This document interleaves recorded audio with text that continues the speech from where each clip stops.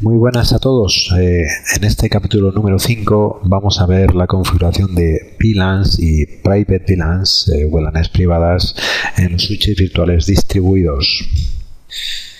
Bueno, vamos a comenzar viendo las VLANs sobre los switches virtuales distribuidos en configuraciones muy similares a las que podremos encontrar en switches virtuales estándar, que probablemente ya conoceréis.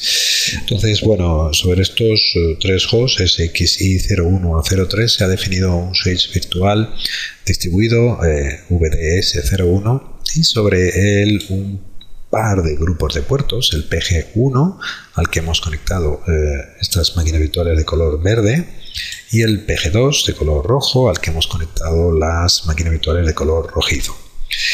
Sobre estos grupos de puertos es posible definir distintas VLANs que estáis viendo ahí con el identificador correspondiente, 101 para la VLAN que se corresponde con el grupo de puertos verde y 102 identificador de VLAN para el grupo de puertos rojo. De esta manera, el tráfico generado por las máquinas virtuales de color verde, por ejemplo, entra en el switch virtual distribuido sin ningún tipo de cuestión específica, son tramas Ethernet normales, pero al salir del switch virtual distribuido a través de las tarjetas físicas correspondientes, las VMNICs, los uplinks, aparece modificadas estas tramas, incluyendo un segmento, una cabecera específica para concretar el tag correspondiente al identificador de la VLAN a la que pertenece este tráfico. Lo mismo ocurre con el tráfico generado por la máquina virtual o las máquinas virtuales de color rojo que entra por el puerto PG2 sin ningún tipo de modificación, pero sale de nuevo al mundo físico y llega a los switches físicos con un tag específico. Es decir, que estamos marcando las tramas salientes del switch virtual distribuido entrantes en el switch virtual, el switch físico, quedan marcadas con la pertenencia a la VLAN. De esta manera estamos segregando, digamos, a nivel lógico, estas tramas en esta concurrencia, ¿no? en esta consolidación de tráfico que estamos haciendo en un número de interfaces físicos.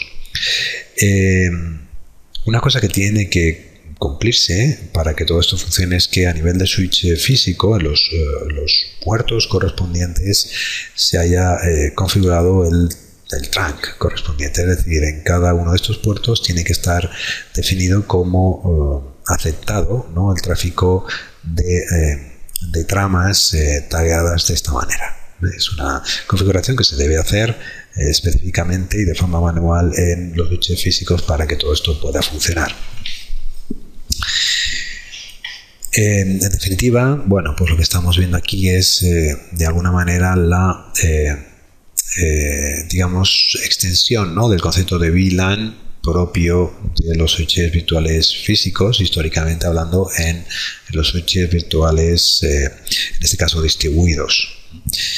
Y bueno, genéricamente a este tipo de configuración se la denomina Virtual Switch Tagging, ¿no?, porque obviamente estamos introduciendo el tag a nivel de switch virtual.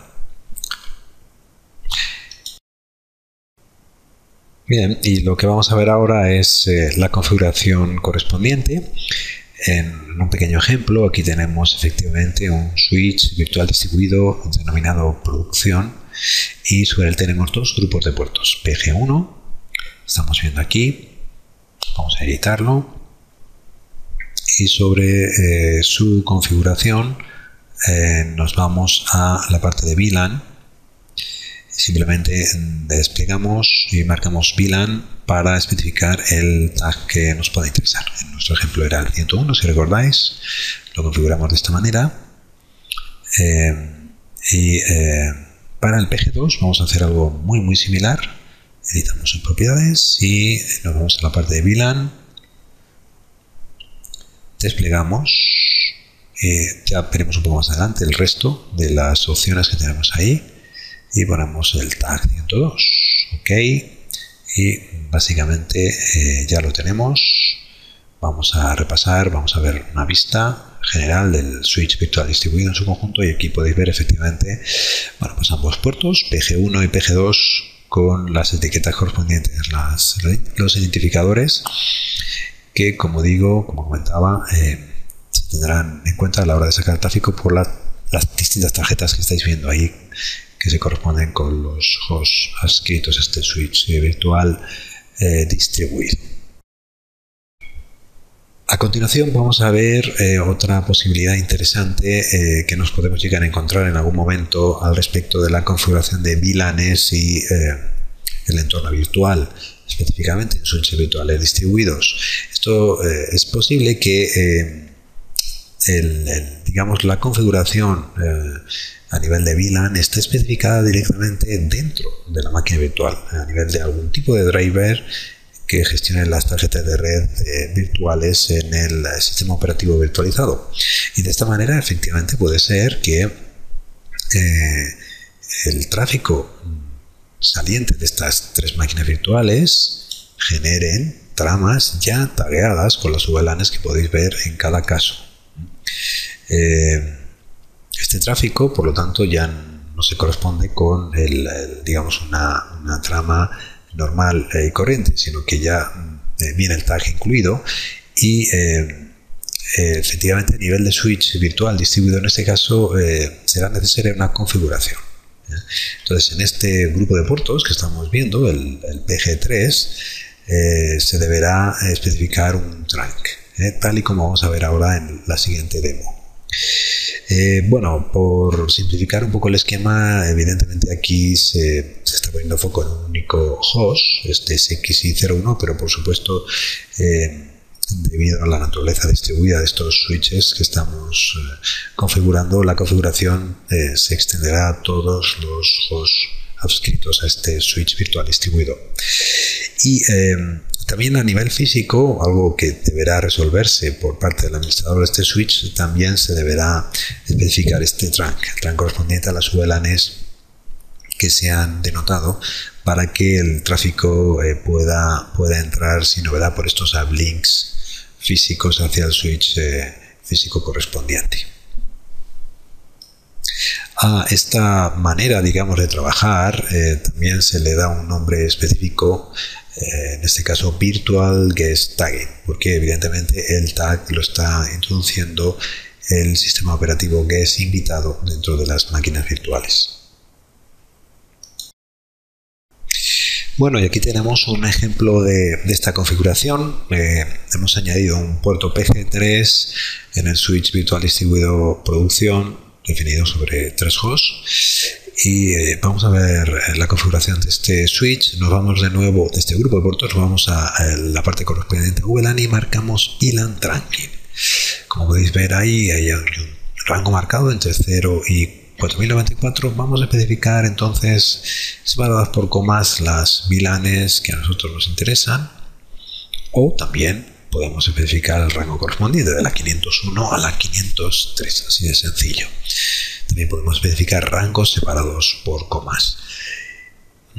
A continuación, ya para terminar, vemos el aspecto de nuestra configuración. Veis ahí el puerto PG3 y efectivamente las VLANs 501 503.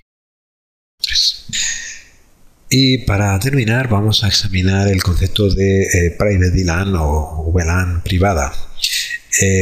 Veamos primero un esquema previo, poco introductorio a estos conceptos. Tenemos una VLAN tradicional, la VLAN 1001, al que se han conectado pues una serie de elementos, servidores, routers, etc.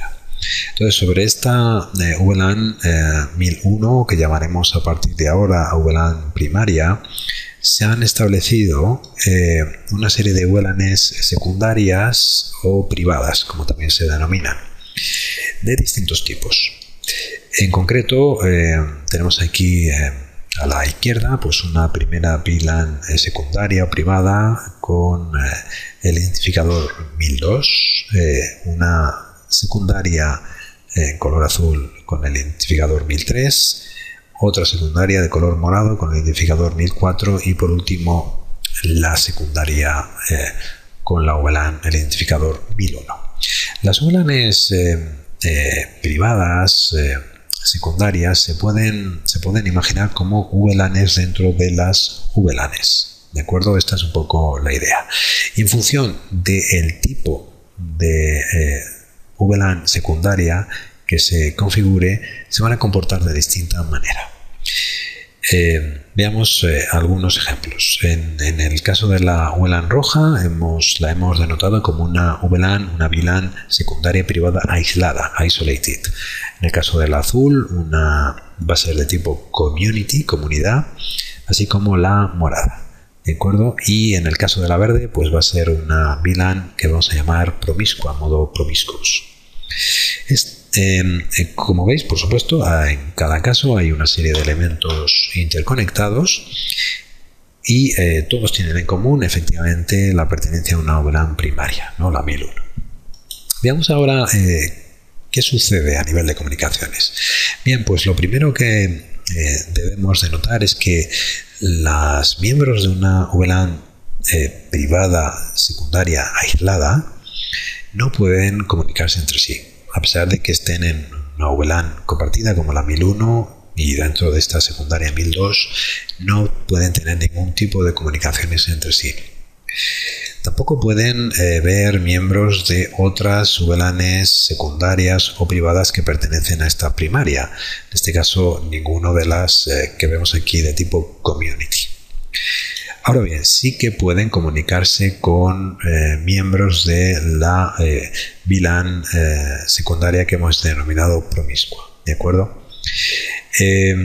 Este tipo de configuración, por lo tanto, nos permitiría implementar redes privadas con una mayor seguridad. Por ejemplo, podemos configurar en la VLAN secundaria promiscua elementos comunes que deben ser vistos por todos los miembros de la VLAN secundaria aislada, como por ejemplo routers, firewalls, servidores de DHCP, que están dando servicio a estos elementos aislados, pero entre ellos no van a poder tener ningún tipo de comunicación. Con lo que imaginaros, si alguien compromete la seguridad de alguno de estos elementos dentro de la red aislada, no va a poder de ninguna manera saltar a otros miembros de la red aislada. Esto pues tiene una clara aplicación, por ejemplo, en una DMZ, ¿no? Donde hay servidores un poco que tienen a través de algún firewall comunicaciones, dan servicios al exterior, son públicos y por lo tanto están expuestos, ¿no?, a ataques. Esos ataques en ningún caso podrían significar un peligro para otros miembros de la red secundaria aislada. Por otro lado, como veis ahí, bueno, pues tenemos dos VLANs secundarias o privadas de tipo comunidad, la 1003 y la 1004. Y bueno, pues los miembros de estos tipos de VLANs secundarias, las de tipo community, pueden hablar entre sí, efectivamente,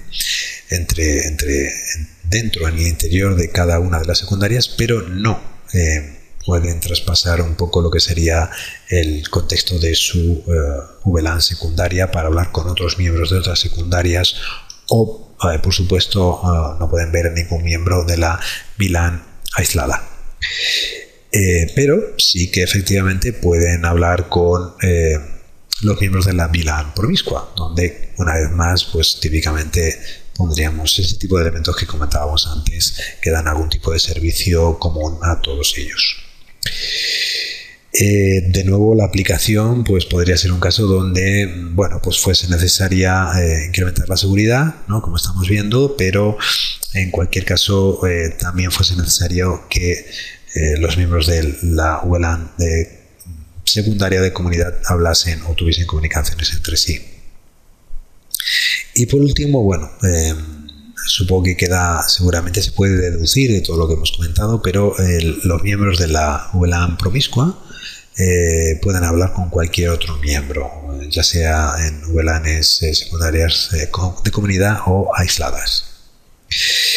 Bien, pues a la hora de implementar esto con máquinas virtuales en un entorno de vSphere con switches virtuales distribuidos, que es donde se puede efectivamente configurar este tipo de implementaciones de VLANs privadas, podemos pensar en distintos grupos de puertos. Cada grupo de puertos tendrá configurado una VLAN secundaria de los tipos que estamos viendo. Como podéis ver ahí, el PG4 sería aislado, el PG5 comunidad, y así como el PG6, también otro de tipo Community, y el PG7 promiscuo. Sin olvidar que estamos dentro de la VLAN primaria 1001, ¿de acuerdo?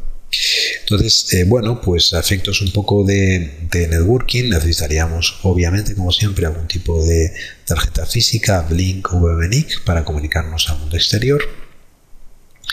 Y algo importante a saber, específico de este tipo de implementaciones, es que, bueno, estamos aquí contemplando realmente como dos tags, dos potenciales tags que deberían incluirse las tramas que saldrían de switch virtual distribuido. Estábamos viendo antes, por ejemplo, que bueno, pues incluíamos el tag correspondiente de la VLAN normal, ¿no? Dentro de la cabecera. Por supuesto, esto sigue sucediendo, pero claro, ahora hay dos posibilidades: incluir el identificador de VLAN secundaria o el de la primaria, que es común para todas, el 1001, por ejemplo, en este caso, o el 1002. Bueno, pues es importante saber que dentro de las implementaciones de VLAN privadas, el tag que trasciende al mundo físico exterior es el que se corresponde con la secundaria. En este ejemplo, en el caso de la VLAN secundaria aislada, todo el tráfico que generen las máquinas virtuales de color rojizo saldrá tagueado con el tag 1002. Y lo propio para el resto de los tráficos generados a partir de los grupos de puertos correspondientes y donde se ha configurado algún tipo de VLAN secundaria, ¿no? El 1003 en este caso, el 1001 en el caso de la promiscua, que sí que efectivamente coincide. Este es un caso un poco peculiar. La VLAN promiscua siempre coincide con la VLAN primaria. Entonces esto es importante saberlo porque efectivamente los switches físicos deben ser conscientes de ello, deben soportar el concepto de VLAN privada y deben tener una configuración pareja a la que acabamos de ver, digamos, en el switch virtual distribuido, para que todo esto funcione. En lo que típicamente se denomina un switch físico private VLAN aware, o sea, consciente de ello y configurado para el correcto funcionamiento de las VLANs privadas. Comentar en cualquier caso que dentro de una VLAN primaria se puede definir, como veis, hay una única promiscua, de acuerdo, que siempre tiene el mismo identificador que el de la primaria, una aislada. Realmente no hace falta más porque todos los miembros de la aislada están aislados de por sí, y luego n posibles VLANs secundarias o privadas de tipo comunidad, una serie de ellas. Bueno, pues a continuación lo que vamos a hacer es ver un ejemplo de configuración dentro de switches virtuales distribuidos de esta misma implementación. Tenemos aquí entonces un switch virtual distribuido, de nuevo nuestro switch production, con 4 nuevos grupos de puertos, donde vamos a especificar estas VLANs privadas. Editamos las propiedades del switch, en este caso producción, y nos vamos a la parte de private VLANs, donde vamos a definir primero la VLAN primaria 1001. Y a la derecha, efectivamente, veis que ya se ha creado una promiscua inmediatamente 1001 también, coincidiendo con el identificador de la primaria. Y lo que hacemos ahora es generar simplemente nuevas VLANs, una aislada, isolated, 1002, una comunidad, 1003 y una nueva community, 1004, ¿de acuerdo? Esa es un poco la idea según el gráfico que hemos visto anteriormente. Ya tenemos las definiciones hechas de VLANs secundarias o privadas dentro de una primaria, y solo nos queda repasar un poco la configuración y hacer uso de estas definiciones en los grupos de puertos correspondientes, ¿no?, que hemos añadido previamente. PG4, basta con editar sus propiedades. Y en la parte correspondiente que ya veíamos en los casos anteriores de VLAN, marcamos ahora Private VLAN y hacemos uso de la configuración previamente definida. En este caso, bueno, pues ponemos la VLAN aislada sobre el PG4. En el PG5 especificamos el tipo Community, secundaria Community, siempre dentro de la primaria 1001, de acuerdo, de la misma manera exactamente, y así vamos procediendo con el siguiente puerto, el grupo de puertos PG6, según nuestro esquema anterior, también en Community. Así que operamos idénticamente como en el PG5, solo que ahora seleccionamos la otra VLAN secundaria de comunidad que nos quedaba, y por último el PG7 lo vamos a definir dentro de la promiscua. Recordáis, ¿no? Todo lo que conectemos ahí será capaz de conectarse con todos los miembros de los distintos tipos de VLANs secundarias que estamos definiendo. Promiscuo. Y bueno, esto sería prácticamente todo. Vamos a repasar la configuración. Una vez más, en Manage vemos efectivamente sobre el gráfico las distintas VLANs y las correspondientes configuraciones secundarias. Y bueno, pues básicamente eso es todo.